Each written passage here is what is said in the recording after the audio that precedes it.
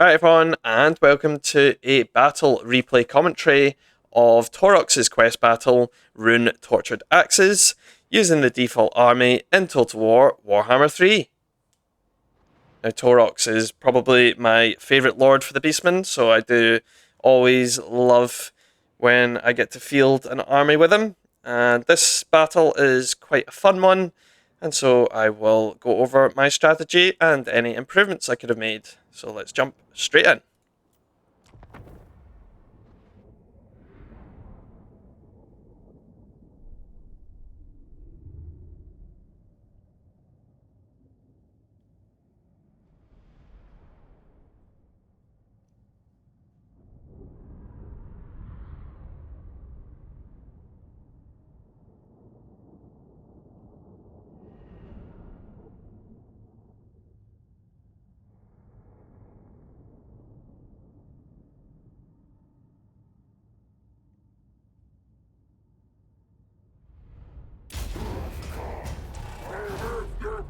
Right then, so with this one there's no deployment phase, so we are straight into the battle, so I'm just going to briefly pause.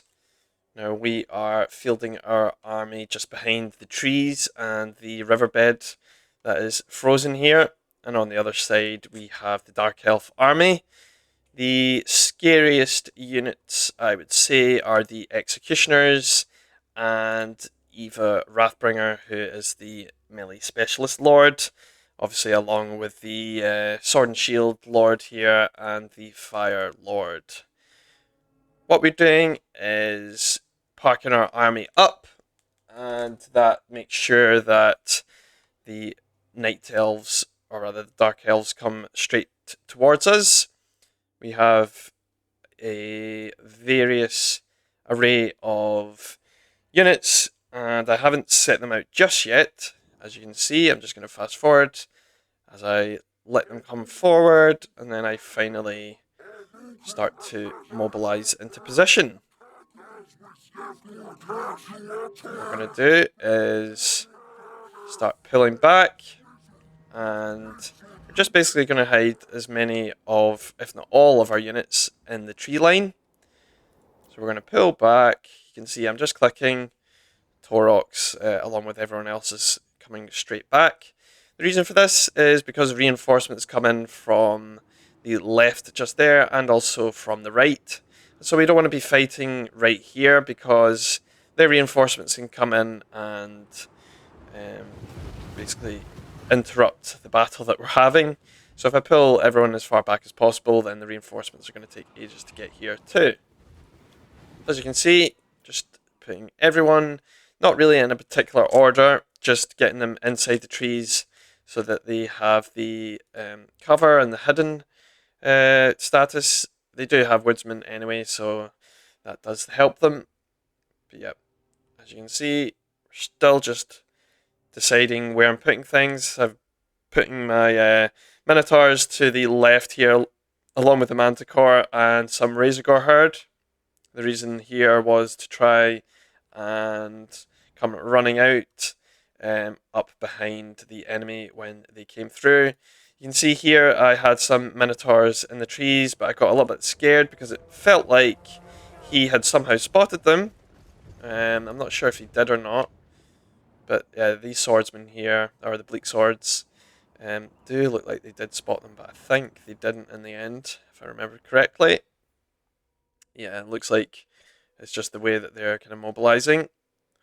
Now what I've done is just put my Ungor Raiders right at the front here. They can just fire on the enemy as they come through, because the enemy actually don't have any fast units apart from their lord, so we can get some pretty good shots off before they fully get to us.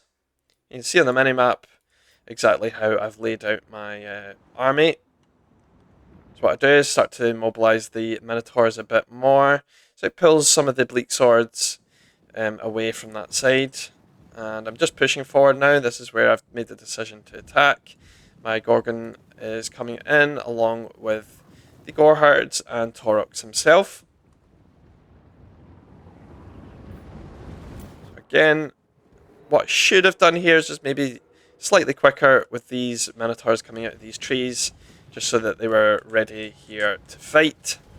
You can see the initial clash happens. Trying to get the Gorgon.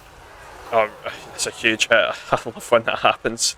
But it's best to try and get the Gorgon actually onto the Death Hag there, just so that she can get, or he can get the anti-large bonus going. So yeah, you can see my Minotaurs are attacking the Swordsman at the back there. It's basically just an all-out war now as we fight each other.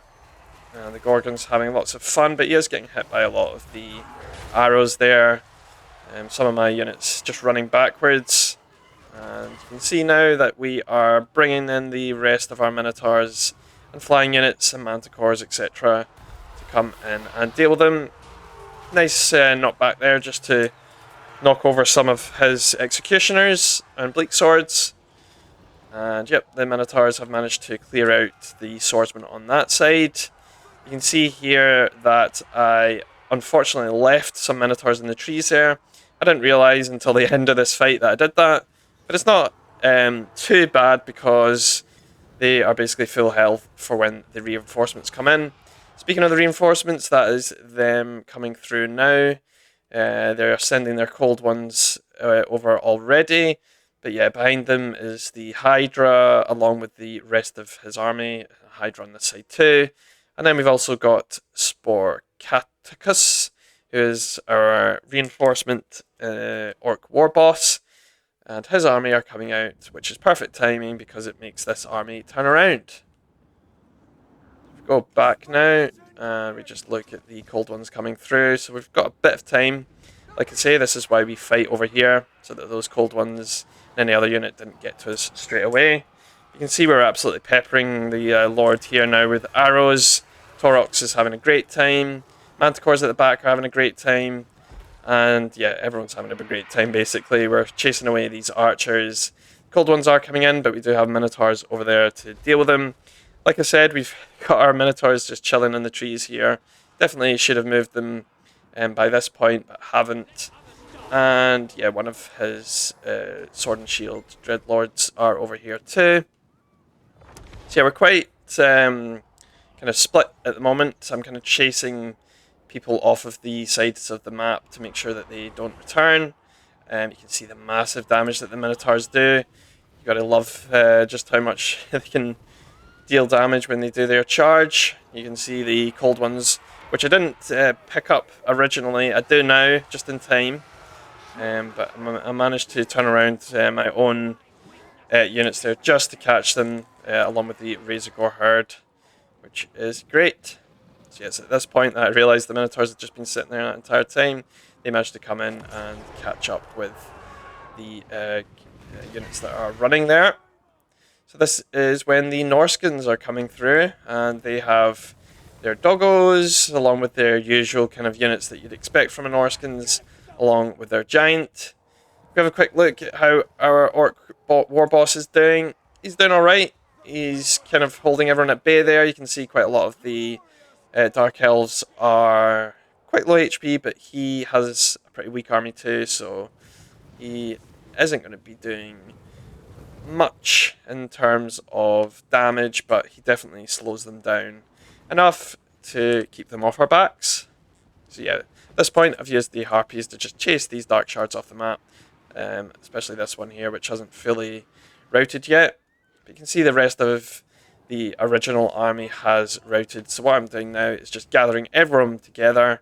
We're basically trying to form a line now so that we can get ready for the Norskins who are coming through. You can see from the stats, if we just have a quick look, we are doing pretty well. And you can see the war boss actually did pretty well as well. He's on almost 430 kills now, just gone over it. And yeah, he's got 343 on the ones that haven't broken yet, which is the reinforcement army. You can see they only did 194 casualties to our 1,000, so we pretty decisively won the original fight.